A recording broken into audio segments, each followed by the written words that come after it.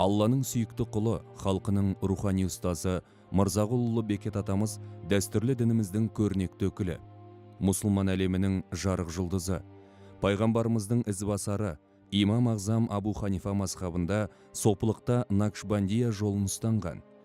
Өз заманында үлкен рухани ұстаз, шейх, пір болған.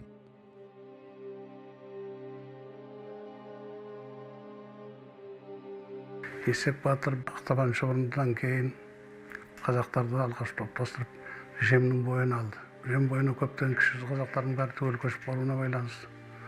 Жем бойы тарлық ете бастады барған қазақтарға. Сондықтан олар жан жағынан қоныс кеңейту керек болды, қоныс іздей бастады. Ол кезде Хиуа хандығы дейтін үлкен мемлекет тұрды көрші. Сол мемлекеттің қарауына бірде бағынып, бірде бағынбай отырған түрікмен тайпалары Маңғыстауды жайлап жатты. Маңғыстаудың бұрынғы орнықты халқымен тіл табысқанмен Хиуамен тіл табысу қиын болды. Сол Хиуа жорықтарын ұйымдастыру керек болды да, сол үлкен шайқастардың басын Атағоз дейтін атақты батыр басқарды. Оның қасында Бердібек, Лабақ, тағы көптеген толып жатқан жырларда айтылатын батырлар бар. Халықтың соның бәрін біле тұра, осындай тарихтың бәрін ескере тұра, соны жақсы білетін Маңғыстау халқының бәрінен бұрын Бекетті айтуға бізді ерекше таңғалдырады. Бекеттің негізгі ұстанғаны ол халықтың арасындағы араздықты тоқтату, екеуіне бірдей жететін елді, жерді, суды бірге мекендеп бейбіт өмір сүруді жақтаған. Осы үлкен қызметі үшін екі халыққа да бірдей қадірлі, екі халыққа да бірдей пір болған кісі. Бекет ата 40 жасында ұстазы Мұхаммад Бақыржаннан бата алып, сопылық жолдың пірі атанады. Пірдің бәрі Алла тағала ерекше қабілет пен қасиет сыйлаған әулие адамдар. Бекет ата әулиеліктің ең жоғарғы сатысы гаус дәрежесіне жеткен. Сөйтіп, мұсылман дініндегі сопылық жолды ұстанып, ондағы ең биік мәртебе машайық дәрежесіне көтерілген. Сопылық жолдың үлкен бір тармағының біраз жыл басшысы болған.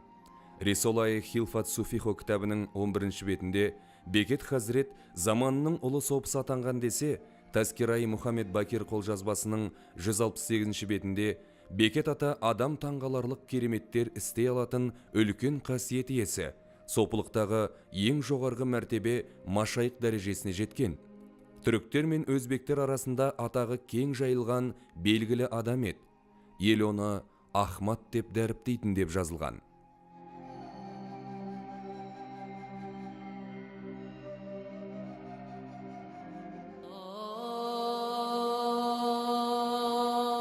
Он үшінші ғасырдың бас кезінде Хорезм мемлекеті кеңінен танылды. Бұл кезде бүкіл Орта Азия хандықтары, атап айтқанда Бұқара, Самарқанд, Ташкент, Ферғана, сондай Қазақстанның оңтүстік батыс бөлігі Хорезм мемлекетінің қарамағында болды. 18 ғасырдың екінші жартысында Хиуа шаһары Орта Азиядағы мәдени және рухани орталыққа айналды. Хиуа мен Үргеніште де ондаған медреселер болды. Оларда тек Орта Азия мен Қазақстаннан ғана емес, сонымен бірге Үндістаннан, Пәкістаннан, Ауғанстаннан, Иран және Ирактан, басқа да көптеген араб, түркі елдерінен шәкірттер келіп оқитын. Сондай-ақ білікті ғалымдар Хиуа мен Үргенішке ағылып келіп жататын. Олардың ішінде көптеген астрономдар, физиктер, географтар, химиктер, биологтар, дәрігерлер, ақындар мен абыз қажылар болды. Солардың біразы Хиуада тұрып қызмет істеді. Хиуада etraftaki bütün memleketlerden gelip ve özü Xiva Xanlığıdaki köpçülük yaşlar Xiva şəhriga gelip təlim alganlar. Şulardan medrese Şirgazi Xan deb aytıladigan medresede Kazakistan'ın büyük mürebbi ustazı Pir Beket atalar mana shu Şirgazi Xan medresesinde 18-ci əsrdə oxuyanlar. Осы дәуірдегі мәшһүр болған Шерғазы хан медресесінде ұлы ғұламалар Әбу Насыр әл-Фараби, Абу Райхан Бируни, Әл-Хорезми, Хожа Хафиз, Ибн Синалардың еңбектері дәріс түрінде оқытылды. Медресе 3 саты бойынша білім берді. Онда ислам тарихы, Құран, ислам философиясы, ислам дүниетанымы сияқты діни білімдермен қатар математика, геометрия, медицина, география және заң ғылымдары да оқытылды. Mana şu xonada o'qib, shu yerda o'qituvchi ana shu yerda turib dars beradi, talabalar mana shu yerda o'tirib o'qiydilar. Dars tugagandan keyin talabalar katta yana bir xuddi shunday xona bor, unga o'tib namozini o'qishadi. Shu yerda hamma domlalar dars berganlar.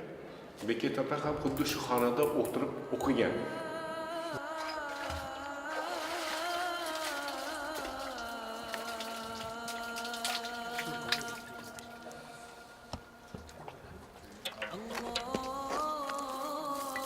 Yazgı mescidin etrafında mana şu hücrelerde talebeler, her xonada 2 talebeler demek ki 120 talebe şu yerde yatıp medresede okuganlar. Her bir xona üçün vakıf puludan nafaka, stipendiya to'langan.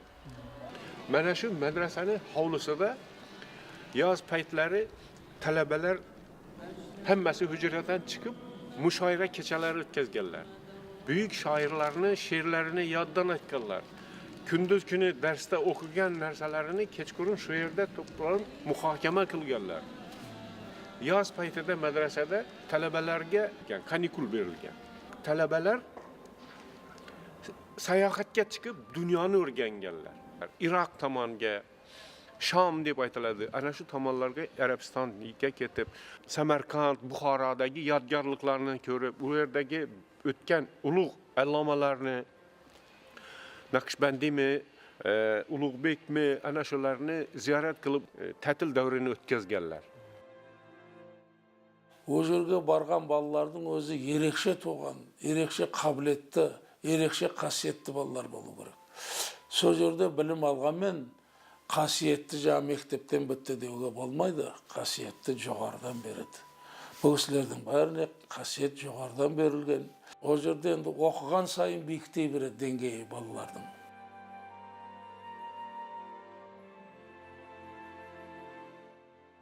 Соның ең биік жеріне барған уақытта шамалы ғана балалар қалады, қабілеті жететін. Ол білімдерді басқалары түсіне алмайды. Солар ғана түсініп, соларға ғана дарып, солар ғана ашыла алады жоғары қасиеттерге. Сол білімді алғаннан кейін барып жоғарыдан ашылады ол балалардың санасы. Сөйтіп үлкен ілімге жол ашылады. Мына оқығандардың бәрі білім бұл. Өзі көзімен оқыған, біреу айтып отырып оқығанның бәрі білім деп аталады. Ал одан жоғарғысы ол ілім, ол жоғарыдан түседі. Медресеге оқуға келген шәкірттерге берілетін білім дәрежелері әртүрлі болды. Мәселен, жай мектепті енді ғана бітірген шәкірттерге берілетін білім өз алдына бөлек, ал арнайы дайындықпен келген, діни сауаты бар адамдарға берілетін білім бөлек болды. Яғни, құпия дүние туралы ілім мен білім, және анық, ашық, жалпыға бірдей білім. Ал рухани діни білім ұстаздан шәкіртке беріледі. Осы керемет білім туралы және ұстаздардың керемет таңғажайып істер туралы деректер ел аузында аңыз әңгімелер түрінде сақталған. Әрине, олардың барлығы жай, қарапайым адамдардың көзіне көріне бермейтін кереметтер.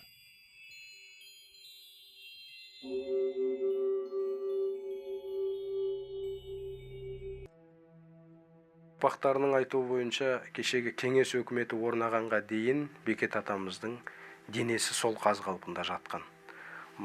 Ұрпақтары барып сақалын, тырнақтарын алып тұрады екен. Яғни денесі бұзылмаған. Себебі Алла тағала айтады, Құран кәрімді жатқа білетін адамдарға мен сондай сый көрсетем дейді. Олардың денесі ақыретке дейін қабірде шірімейді дейді.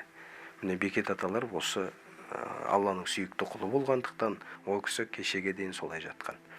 Сосын бір ұрпағының түсіне кіріп, аян кіріп, мынау біздің жолымызды жақтырмайтын, қолдамайтын өкімет салтанат құрып келе жатыр.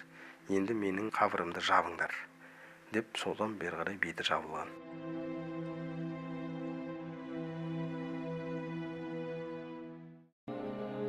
1820 жылдары Бөкей Ордасында болған неміс саяхатшысы Шульц Еділ қалмақтарына қарсы болған соғыстағы Бекет атаның ерлігі туралы қалмақ әскерлеріне қарсы Бекеттің жалғыз өзі ту көтеріп шыққанда жау быт-шыт болып жан-жаққа қашты. Осы жеңіс үшін ханның әйелі Бопай Бекеттің бетінен сүйді деп жазады. Бекет атаның бұдан кейін соғысқа қатысқан туралы дерек жоқ. Бірақ оның өмірінде болған бір оқиға оның дүние танымын күрт өзгертеді. Бекет ата бірде теңізде жұмбақ адамның қолын көреді. Ол ең алдымен бір саусағын, содан кейін 5 саусағын көрсетеді. Бекет ата бұл жұмбақты Алладан басқа құдай жоқ екендігіне сен, мұсылманның 5 парызын орында деп түсінеді. Алла сөзсіз сенуге болатын ақиқат, ал оған жақындау үшін рухани жаңарудан өтіп, кемел адам деңгейіне жету керек деген Бекет ата ең алдымен сенімге ие болатын лайықты адам, одан кейін қауым, сосын бүкіл адамзаттың өркендеуіне мүмкіндік беретін қоғам. Сондықтан әрқайсымыз қоғамның дамуына әсер ете аламыз деген оймен халық арасында мұсылман дінін таратудың жолына түседі. Бекет ата өзінің бүкіл ғұмырында адамдарды бірлікке, келісімге, татулыққа шақырып, қоғам мен қоршаған орта арасында үйлесім орнатуға тырысты. Сол үшін оны досы да, дұшпаны да жақсы көріп қадірледі. Бекет атамыздың Пақыржан пірінен алған, қолынан алған кітаптары, мынау Қара Құран атаның Пақыржан пірдің берген Қара Құран осы.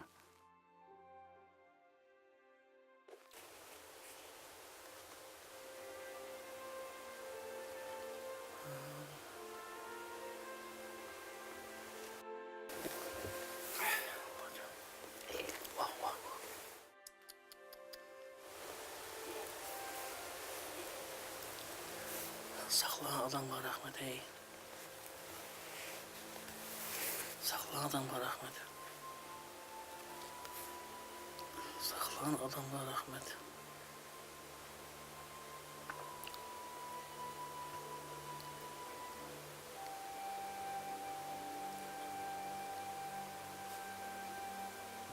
Bu kitap mesele hakkında. Ha? Mesele. Mesela mı ya peygamberler mi? Peygamberlerin nesam var, mesele hakkında yazılgan mı kitapta?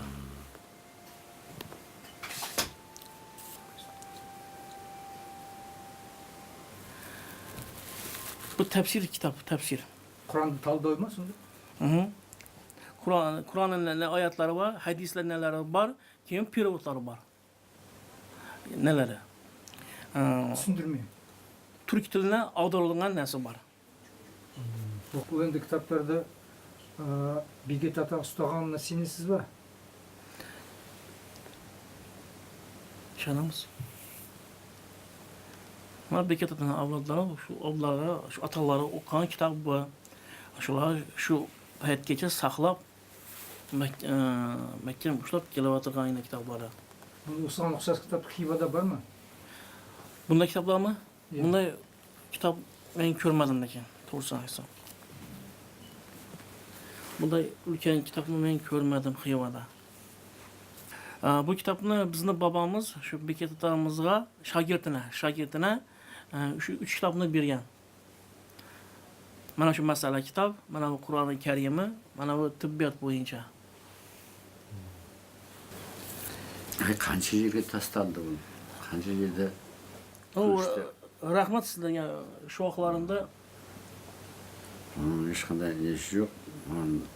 Men o'zim lishni ko'zim bilan ko'rganim, so'ng sayozning vaqtida da o'sha uyda turgan jo'qman.